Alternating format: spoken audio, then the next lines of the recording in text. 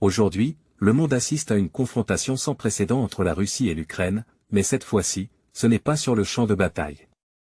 Une guerre d'un genre nouveau sévit, une guerre de propagande où les armes sont les mots et les médias. Les tensions entre la Russie et l'Ukraine ne sont pas nouvelles. Depuis des décennies, les deux nations partagent une histoire complexe, ponctuée de conflits territoriaux, de rivalités politiques et culturelles. Ces derniers temps, les deux pays se livrent à une guerre de propagande intense. Les accusations fusent de part et d'autre, chacun accusant l'autre de propager des fausses informations pour influencer l'opinion publique, que ce soit sur les réseaux sociaux, à la télévision ou dans la presse. La propagande moderne repose sur diverses tactiques, allant de la diffusion de fausses informations à la manipulation des émotions du public. Cela peut passer par des vidéos truquées, des discours accusateurs, voire des cyberattaques pour perturber les médias adverses. Cette guerre de propagande a un impact majeur sur l'opinion publique, semant la confusion et la méfiance parmi les citoyens. Certains prennent parti pour l'un des pays, tandis que d'autres doutent de la véracité des informations diffusées, cherchant des sources indépendantes pour se forger leur opinion. Au cœur de cette guerre de propagande, une chose demeure cruciale, la recherche de la vérité. Alors que les tensions persistent entre la Russie et l'Ukraine, la nécessité d'une information transparente et vérifiée devient plus pressante que jamais. Mais qui croire dans cette situation?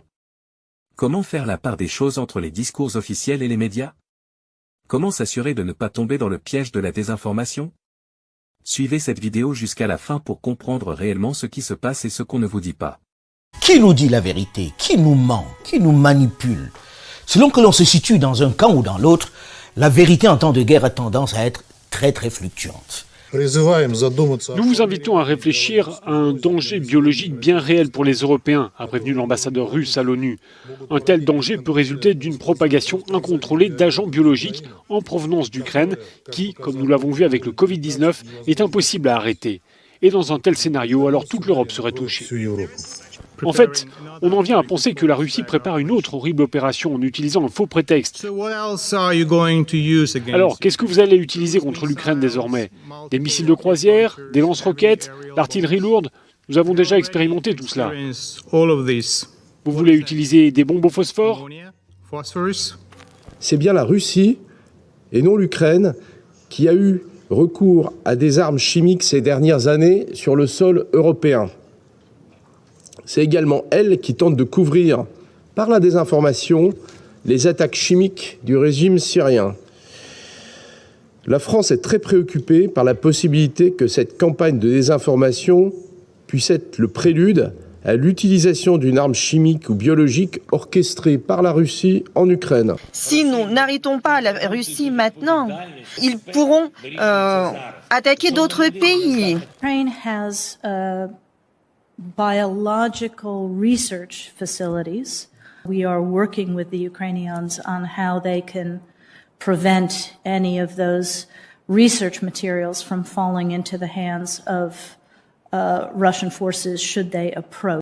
Et la guerre en Ukraine vient un peu plus confirmer cette réalité qui fait tomber le mythe selon lequel les grands médias sont neutres, fiables et objectifs. Au premier jour des combats, un pilote ukrainien fait la une des journaux du monde entier. Il aurait abattu, selon la presse occidentale, 6 aéronefs russes. La vidéo de ces exploits va faire le tour du monde. Le pilote devient le symbole de la résistance héroïque ukrainienne. Sur Twitter, l'ancien président Porochenko évoque son héroïsme. Il fait la fierté de l'Ukraine. En réalité, tout est faux. C'est une imposture. Ces images sont en réalité virtuelles. Elles proviennent du jeu Digital Combat, un jeu de simulateur de combat. Propagande. Souvenez-vous l'histoire de l'île aux serpents. Dans une vidéo reprise par des médias internationaux, postée le 24 février dernier, on y entend des gardes-frontières de l'île aux serpents située à une 50aine de kilomètres de l'Ukraine, acculés par un navire russe qui leur demande de se rendre.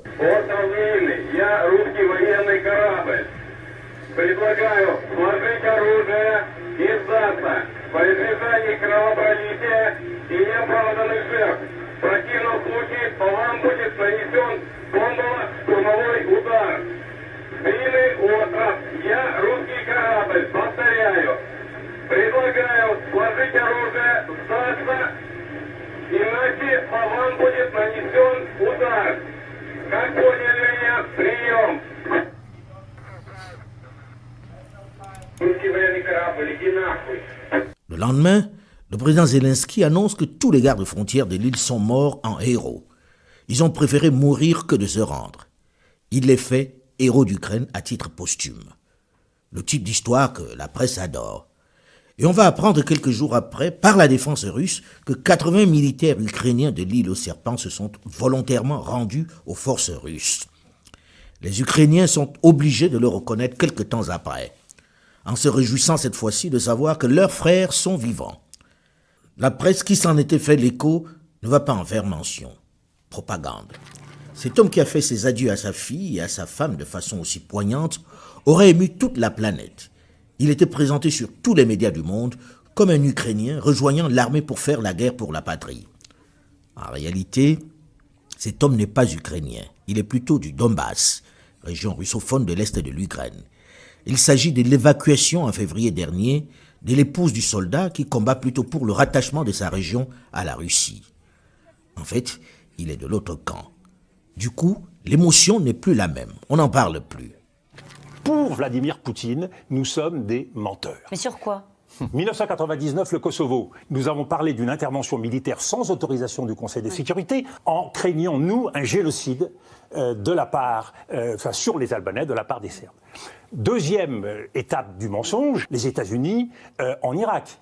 Où ils sont évidemment souvent prompts, et combien de fois le ministre des Affaires étrangères russe de l'époque me l'a dit, vous n'avez rien fait pour juger pour des crimes de guerre monstrueux des centaines de milliers de morts, ni George Bush, ni Tony Blair.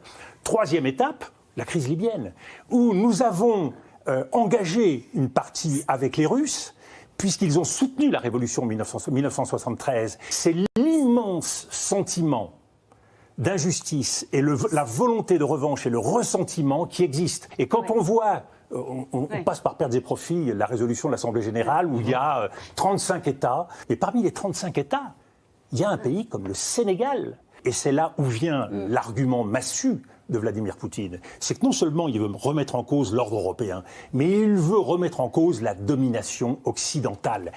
Pendant qu'en Europe et aux États-Unis d'Amérique, les grandes chaînes de télévision qui arrosent la planète entière nous ont définitivement convaincus que Vladimir Poutine est le Hitler du XXIe siècle, le dictateur indécrottable qui menace la paix dans le monde et qui n'hésite pas à bombarder les maternités et menace même d'utiliser le nucléaire et les armes bactériologiques.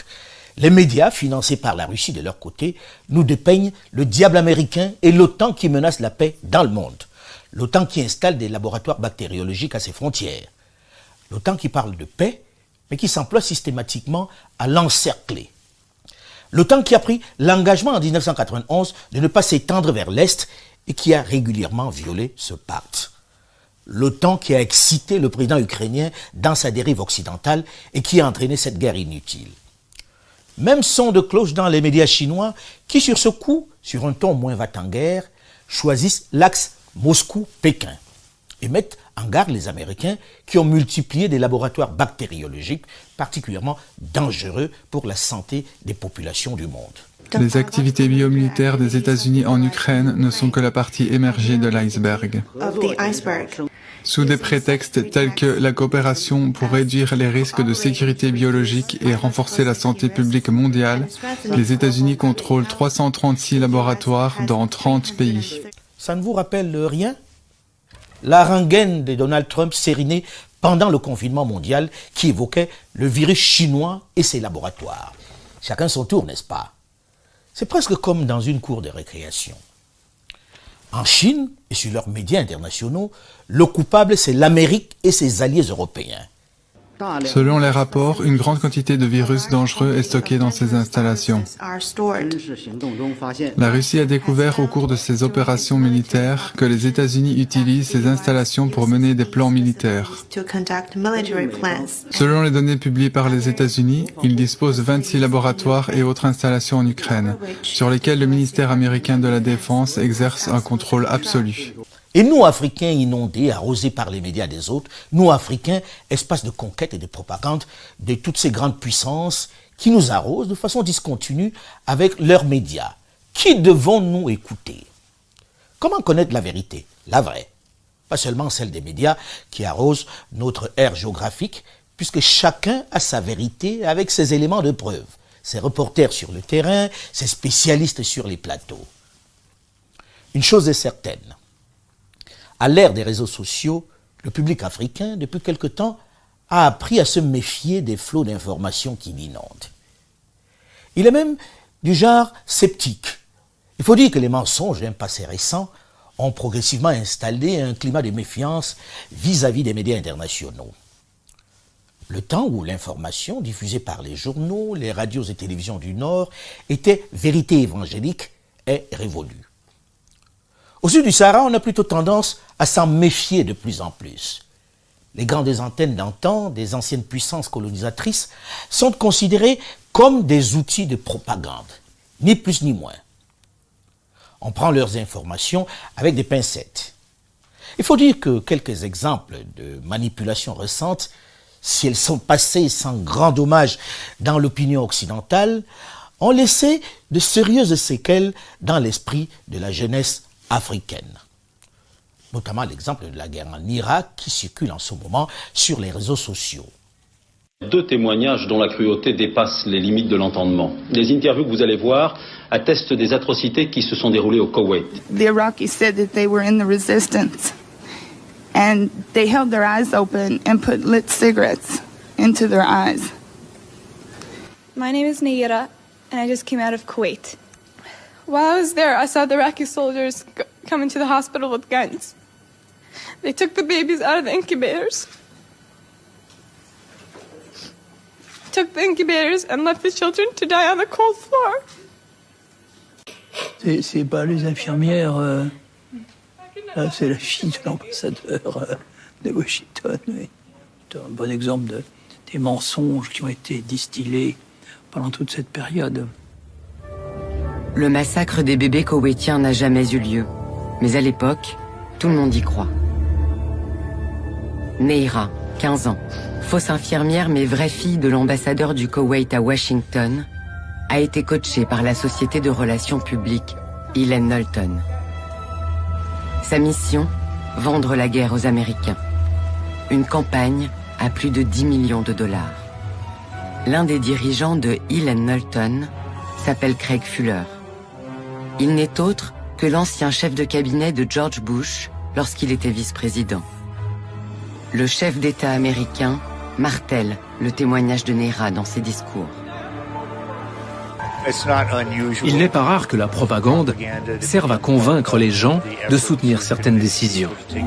Françaises, Français, mes chers compatriotes, sauf événement imprévu, donc improbable, les armes vont parler. Au 12e jour de guerre, le 29 janvier 1991, le ministre de la Défense français présente sa démission à François Mitterrand. Là, je n'aime plus du tout François Mitterrand. Je lui dis, j'aimerais vous voir, Monsieur le Président. Et je lui dis, voilà, le moment est venu que nous nous séparions. La guerre de Golfe m'a éloigné moralement et psychologiquement de lui. Énorme, non? Et il s'agit tout de même des plus hautes personnalités de l'État qui se sont entendues pour embarquer la presse dans ce grossier mensonge. Il s'agit d'une manipulation dont les médias de la planète entière se sont fait l'écho. Il s'agit de faits graves qui ont entraîné la mort de milliers de personnes. Mais bien que les médias l'avaient su par après, qu'elles avaient été manipulées, qu'elles avaient servi à la propagande d'un camp, à créditer une thèse fausse, elles ne se sont pas particulièrement mobilisées pour le faire savoir. Aucune excuse, aucune démarche de correction. C'était la faute des autres. Nous, médias, on n'y est pour rien. Pareil pour les morts, les victimes irakiennes. Elles n'ont fait l'objet d'aucune enquête, d'aucun reportage. Les bombardements américains sur les civils, on n'en parle pas. C'est le blackout. Saddam Hussein était le diable et il a tué son peuple. Point. Voilà la vérité servie au plus grand nombre. Seulement, aucune rédaction parmi les milliers qui couvraient H24 ce conflit n'a pris sur lui de revenir et d'accorder le même temps et montrer les erreurs, les manipulations dont ils ont été victimes de la part des autorités américaines. Les États-Unis, bien prudents, conscients des risques, ne sont pas concernés par le tribunal pénal international, il faut le noter. Aucun risque donc qu'un de ses responsables s'y retrouve pour crime de guerre. Aucun danger qu'un responsable américain de ces massacres se retrouve comme le président Laurent Gbagbo à La Haye pendant des années. Après cela, comment convaincre les jeunes Africains que tout ce qui se dit sur la guerre en Ukraine n'est pas que manipulation? Et le rejet des infos distillées par les médias du Nord s'est aggravé avec des exemples concrets sur le continent aussi. Des confrères du Nord qui, comme en Irak ou en Afghanistan, sans le vouloir, pour des raisons de sécurité ou de budget, ça dépend, sont embarqués par une armée qui leur fournit des informations qui les arrangent. Des embarqués qui, très souvent, inconsciemment, se font l'écho de la communication, j'allais dire de la propagande du camp qui les conduit sur le terrain. Souvenez-vous le battage sur la guerre en Libye. Puisqu'il y a un a priori sur les armées africaines, puisqu'on les considère trop pauvres et trop mal organisées pour mener la guerre, puisqu'elles n'ont pas de service de presse structuré avec un bon carnet d'adresses, elles n'existent quasiment pas. Tous les succès sur le terrain sont mis au crédit des armées européennes. À aucun moment, il ne vient à l'esprit de nos courageux reporters de guerre de se mettre aux côtés de ces armées sans moyen pour voir la bataille sur un autre prisme, dans un autre cadre. Bref, une autre réalité de la bataille qui peut être moins sexy, c'est vrai, mais qui constitue un autre narratif. Le défunt président Idriss Déby du Tchad s'en est souvent plaint. Et c'est aussi le grief que faisaient les responsables maliens que j'ai croisés le mois dernier à Bamako, qui affirmaient, à tort ou à raison, que nous, de la presse internationale en général, nous ne rendions compte de la guerre du Sahel que du seul point de vue des forces européennes, celles qui nous embarquent et nous sécurisent. Tous et au plus haut niveau faisaient remarquer qu'ils n'avaient pas beaucoup vu de reporters se joindre à eux sur le terrain. Presque personne, selon eux, n'acceptait de se faire embarquer dans leur char ou dans leur véhicule.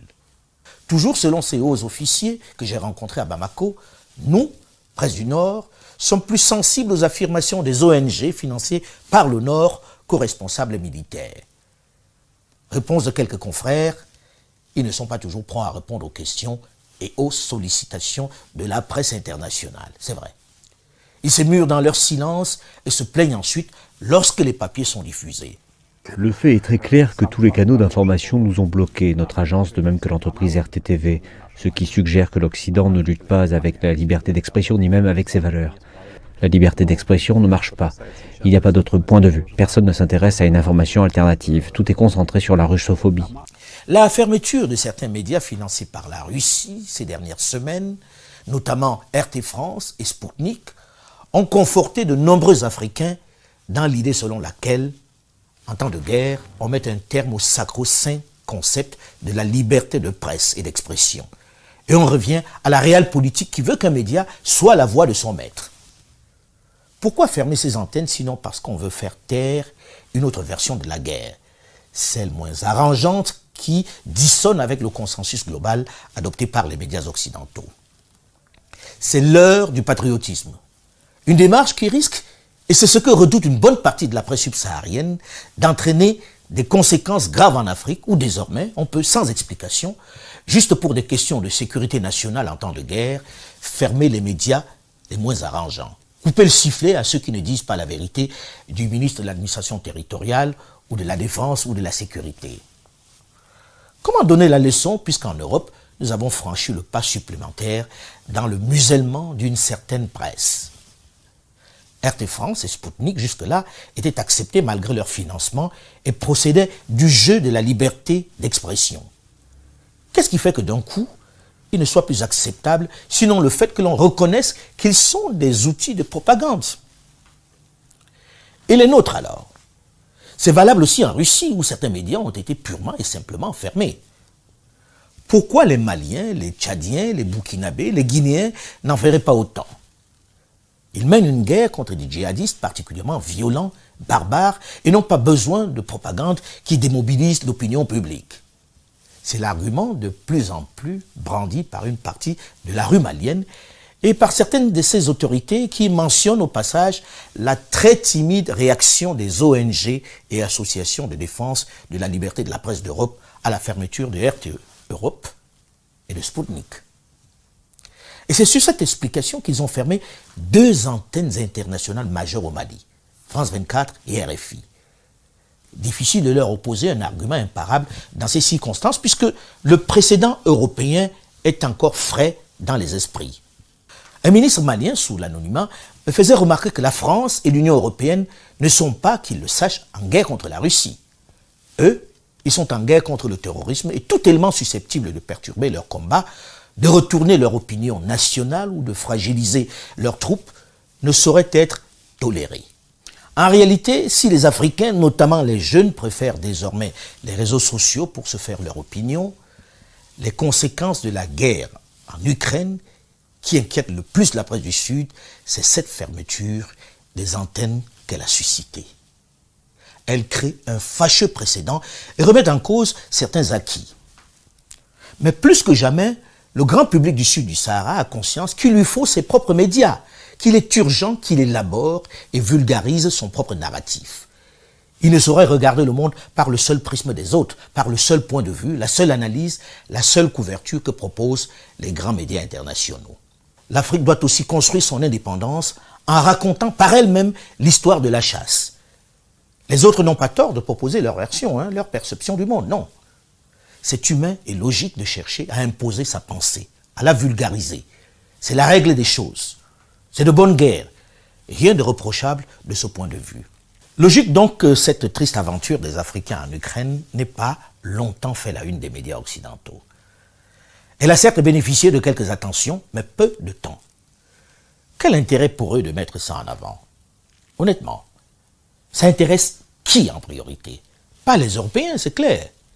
Il faut arrêter avec cette affligeante naïveté dans laquelle nous nous complaisons en Afrique. Pendant plus d'1 an, le monde a vécu au rythme de la Covid-19.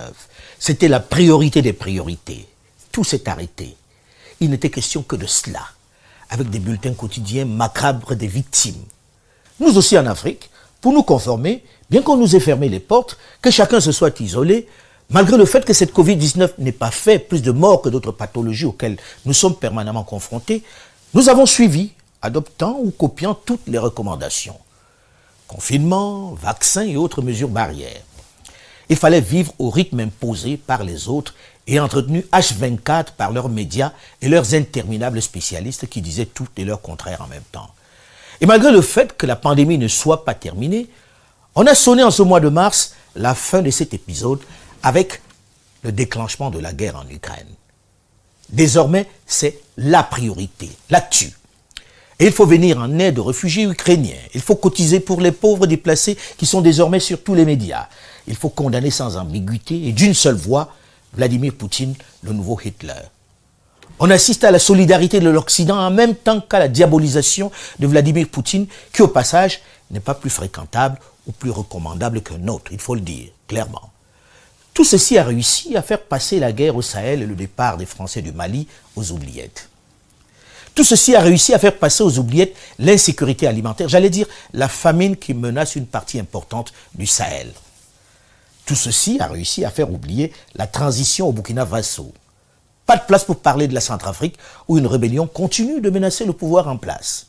Pas de place non plus pour saluer des choses positives, des progrès qui se sont déroulés sur le continent, comme le lancement d'un TER au Sénégal. Et cela ne concerne pas que l'Afrique, rassurez-vous. Vous êtes venu en Guinée pour investir afin d'obtenir un meilleur rendement pour vos capitaux. Ces investissements devraient faire non pas au détriment de la Guinée, mais également à son profit.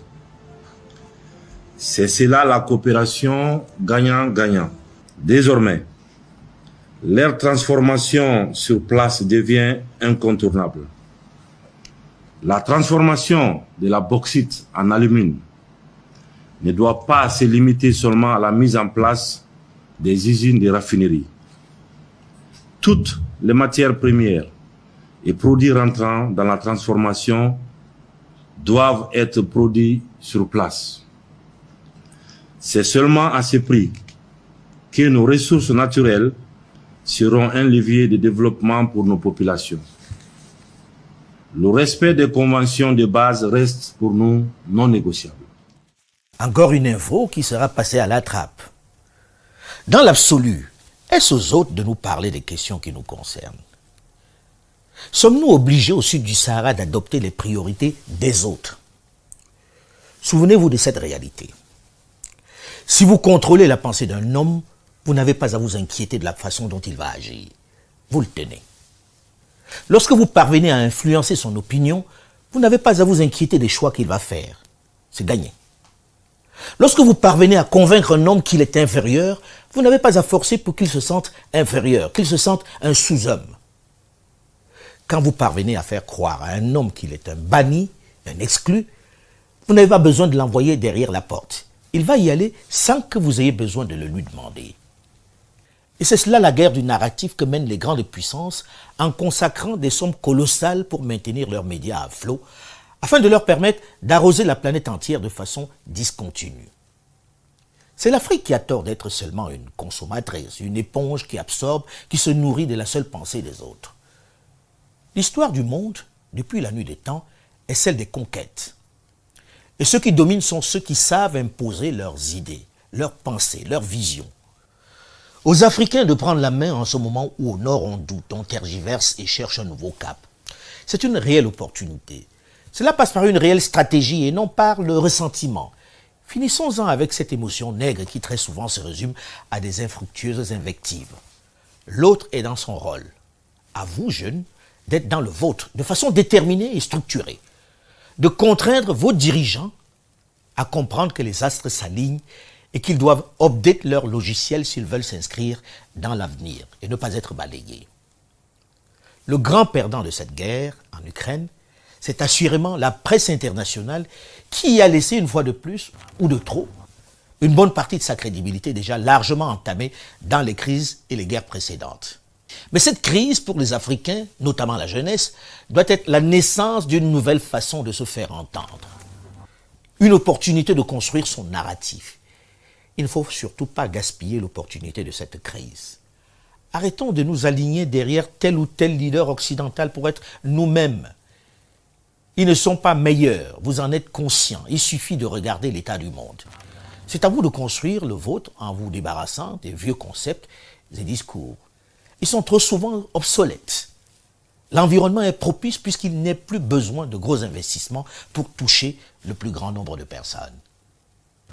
Poutine, Biden, Macron, Boris Johnson travaillent pour leur peuple qui les ont choisis. C'est leur focus, leur job, leur préoccupation de chaque instant. Et ils le font avec passion. Ce n'est pas leur rôle de penser en même temps aux soucis d'un continent largement plus vaste, plus peuplé et potentiellement plus riche que leur modeste territoire. Cela a quelque chose d'humiliant de penser qu'au XXIe siècle, on continue au sud du Sahara d'espérer que c'est eux qui vont également y impulser le développement. Quelle ineptie! Ou on est des êtres humains à part entière et on se prend en charge, ou on est des sous-hommes et on se résigne à être ainsi traités. Et je crois que c'est inacceptable de penser, ne serait-ce qu'un dixième de seconde, la seconde option. Alors mettez un terme à cette incongruité. On utilisera les mêmes médias pour vous taper dessus, pour vous diviser, pour vous sanctionner, pour vous contrarier. Mais ça fait partie du jeu. Et désormais, vous connaissez mieux que nous, mieux que ceux de ma génération et celles de mes aînés, les règles du jeu. Je reviendrai, Inch'Allah, sur cette question des médias internationaux et leur financement dans une prochaine chronique. Elle illustrera de façon concrète leur rôle. Et c'est là même dans le divertissement, la culture, les rendez-vous que l'on y propose. C'est impressionnant, croyez-moi. Je vois déjà certains me taper dessus en me rappelant pour qui je travaille par ailleurs. Ceci est une autre histoire que je raconterai un jour peut-être.